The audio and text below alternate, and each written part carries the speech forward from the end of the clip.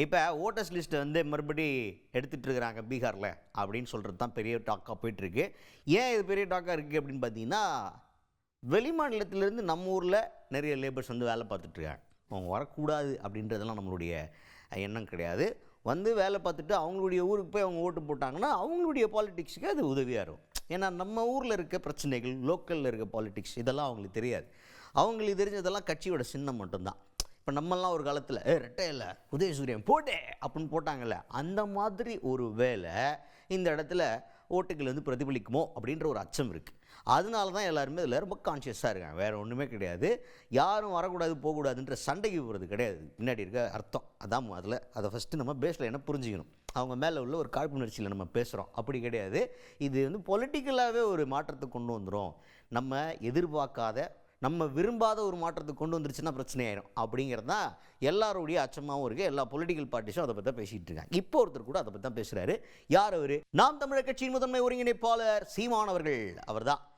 அவர் என்ன சொல்கிறார்? அவர்கிட்ட எதை கேட்குறாங்க, 7 லட்சம் நார்த் இந்தியன்ஸ்க்கு புதுசாக வாக்குரிமை வழங்க போகிறதா சொல்லியிருக்கிறாங்களே, நம்ம ஊரில் கொடுத்துருவாங்களாம்ல அப்படின்ற மாதிரி கேட்டால் அவர் ரொம்ப ஓப்பனாக சொல்கிறார். ஆமாம், வருவாங்க, கொடுப்பாங்க. ஒரே நாடு ஒரே ரேஷன் கார்டுன்னு ஆரம்பிக்கையிலே எனக்கு தெரியும் இங்கே தான் நிற்பாங்கன்னு. இதுக்கு அடுத்து வருவாங்க. ஒரே நாடு ஒரே தேர்தல்னு சொன்னால் அவ்வளோதான், முடிஞ்சு போச்சு. அவங்களுக்குலாம் எங்கே போனாலும் ஓட்டு போடுறதுக்கான உரிமை. அப்போ நம்ம ஊரில் இருக்க நார்த் இந்தியன்ஸு அவங்க இருக்க ஏரியாவில் ஓட்டு போட்டு பிரதிநிதிகளை தேர்ந்தெடுக்கலாம்னா அவங்களுக்கு விருப்பமான ஆடெல்லாம் தேர்ந்தெடுப்பாங்க. வர்றவங்க பூரா நார்த் இந்தியாவிலேருந்து வர்றவங்க பூரா பிஜேபி ஓட்டர்ஸ் தாயா, அவ்வளோதான். இதான் மாற்றம் வரப்போகுது, பார்த்துக்க. இப்படி தான் நடந்துக்கிட்டு இருக்குது. ஆல்ரெடி நம்ம ஊரில் பாதி ஊர் வேறு ஊருக்காண்டா மாறி போச்சு. இப்போ இங்கே இருக்குது, பார்த்து ஜாக்கிரதையாக இருந்துக்குங்க அப்படின்ற மாதிரி பேசியிருக்காரு சீமான் அவர்கள். சேர்ப்பாங்க, இவங்களுக்கு அதை பற்றி கவலை இல்லை.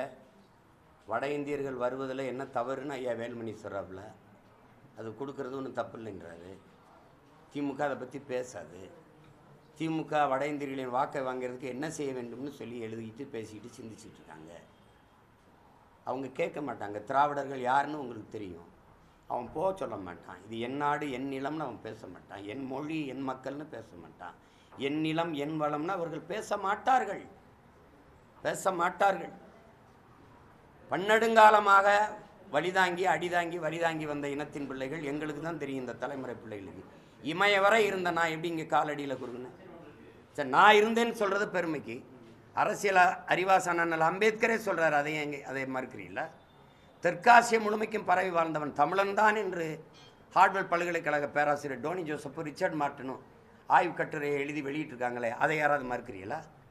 இமயத்தில் கொடியை நட்டான் இமயவரம்பன் நெடுஞ்சேரலாதன்னா ஊரா நாட்டில் போய் என் பாட்டை நட்டானா? அப்போ இவ்வளோ தூரம் பரவி இருந்த தமிழன் காலடியில் குறுக்கு காரணம் இந்த பண்பாட்டு படையெடுப்பு. இந்த படையெடுப்பு தான்.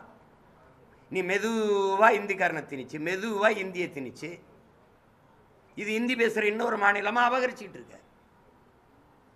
ஏற்கனவே தெலுங்கு பேச மக்களுடைய இன்னொரு மாநிலமாக இருக்குது. அது தெலுங்கானா, ஆந்திரா, தெலுங்கானா, இது தமிழானா.